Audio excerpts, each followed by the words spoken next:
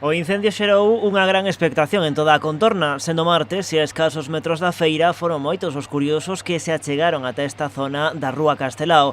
Os feitos aconteceron pouco despois das 11 da mañá nun dos locais destas céntricas galerías. O lume declarouse logo dunha deflagración mentres os responsables do establecemento estaban a soldar un patinete eléctrico. Deronnos un aviso por un camping gas que había reventado nun local, nun baixo, e a nosa chegada dinos o ocupante do baixo que sí, que lle reventou unha botella. O incendio, por fortuna, non causou grandes danos. Unha pequena parte, todos os electrodomésticos están inservibles, pero cando chegamos só había un pequeno foco quente, había moito fume, pero non había lume. Pola contra, o fume non só afectou o local onde se declarou o lume e espallouse rapidamente polas galerías, afectando os establecementos próximos. O fume inundou a galería, pero nada, cos ventiladores de todos os corpos ventilamos o que é a galería e o local.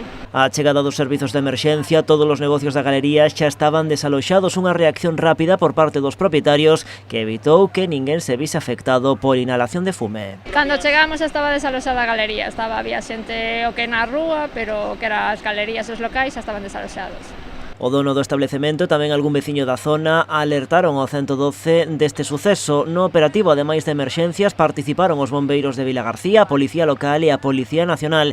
As primeiras informacións aseguraban que se trataba dun taller clandestino, un extremo desmentido polo propio dono do local que a chegada das forzas da orde presentou documentación acreditándose o titular do negocio.